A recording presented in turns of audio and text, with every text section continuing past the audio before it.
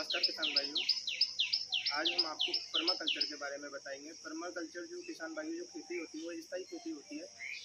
हम जो कॉमर्शियल खेती करते हैं, जैसे 4 महीने में अपने जो सारी फसल को हटा देते हैं खेत से, उसमें अपना खर्चा भी ज़्यादा आता है, लागत भी ज़्यादा आती है, उत्पादन का भी फिक्स नहीं होता कि उत्पादन कितना होगा। कभी बारिश हो जाती है तो कभी ओलावृष्टि हो जाती है। इसलिए किसान भाइयों, आज हम आपको पर्माकल्चर का एक ऐसा टॉपिक लेके आए हैं जिसमें अगर आपको कुछ सीखने को मिलेगा तो आप अपनी खेती से उसको जोड़ें और उसका सही प्रकार से उपयोग करें, जिससे आपकी खेती का जो निवेश है, जो खर्चा है, वो कम है।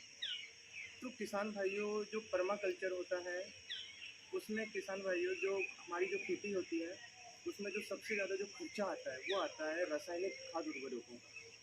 तो रासायनिक खाद उर्वरकों की बजाय अगर हम जैविक खेती पर ध्यान दिया जाए तो हमारे जो खेती होता है उसका जो खर्चा है किसान भाइयों वो भी हमारा कम होगा, हमारी लागत कम आएगी, जिससे हमारी आमदनी भी बढ़ेगी और उत्पादन क्षमता भी बढ़ेगी। तो किसान भाइयों, हमारी खेती के लिए जो सबसे जो ज़्यादा जो पोषक तत्व होते हैं वो NPK होते हैं, नाइट्रोजन, फास्फोरस, पोटेशियम।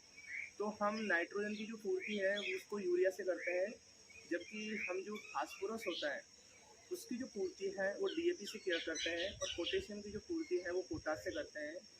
इसलिए किसान भाइयों, जो पर्माकल्चर है उसके अंदर हम रासायनिक उर्वरकों का उपयोग ना करके कुछ हमारी जो प्राकृतिक जो सोर्सेज होते हैं, जैसे प्राकृतिक जो स्रोत हैं, उनसे हम अगर पोटेशियम की पूर्ति करते हैं तो किस प्रकार से करें, आज हम उसके बारे में आपको बताएंगे कि प्राकृतिक विकल्प सोर्स कौन कौन से हैं जिससे हमारे खेतों में पोटेशियम की जो पूर्ति है वो पूरी की जा सके।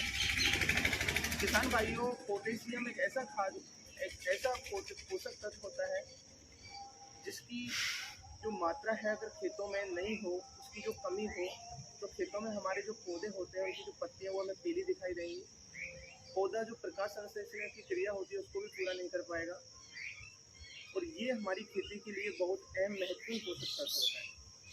इसलिए किसान भाइयों, हमारे जो प्राकृतिक जो विकल्प हैं, जैसे हमारे जो ज़मीन पर पड़े हुए अवशेष हैं, टहनियाँ हैं, पौधों की पत्तियाँ हैं, फूल हैं, सड़े हुए फल हैं, इनको इकट्ठा करके अगर आप हमारे जो मिट्टी की जो मित्र जो जीवाणु होते हैं उनमें अगर इनको आप छोड़ें तो आपको ये उनको खाना, उसको जो पुनरावृत्ति करके रिसाइकिल करके आपको पोटेशियम की मात्रा की पूर्ति करेंगे। आपकी जो ज़मीन है उसमें पोटेशियम की मात्रा को बढ़ाएंगे, जिससे आपको रासायनिक खाद की कभी भी आवश्यकता नहीं पड़ेगी। आपकी जो ज़मीन में जो पोटेशियम की कमी है उसको जीवाणु पूरा कर देंगे। अगर आपकी मिट्टी के अंदर अगर जीवाणु कम है, अगर आप उसको हाथ में लेते हो तो अगर उसमें आपको जीवाणु दिखाई नहीं देते तो वो धूल होती है किसान भाइयों, क्योंकि मिट्टी वो होती है जिसमें विभिन्न प्रजातियों के जीवाणु पाए जाते हैं। धूल तो मृत होती है, उसमें किसी भी प्रकार का जीवन नहीं होता।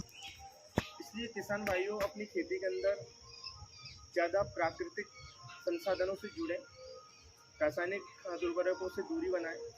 अगर आप जितना प्राकृतिक संसाधनों से जुड़ोगे, आपकी खेती उतनी ही सक्षम होगी, कुशल होगी, आपका उत्पादन भी बढ़ेगा, आपकी लागत कम आएगी, आपकी आमदनी बढ़ेगी। मैं आशा करता हूँ किसान भाइयों, आपको आज की हमारी कुछ बातों से सीखने को मिलेगा। अगर कुछ पसंद आए तो अपनी खेती से जोड़ें, जिससे आपका उत्पादन बढ़े। और किसान भाइयों, अगर आपको वीडियो अच्छा लगे तो सब्सक्राइब और लाइक करना ना भूलें, और अपने दोस्तों, अपने परिवारजनों से शेयर करना नहीं भूलें।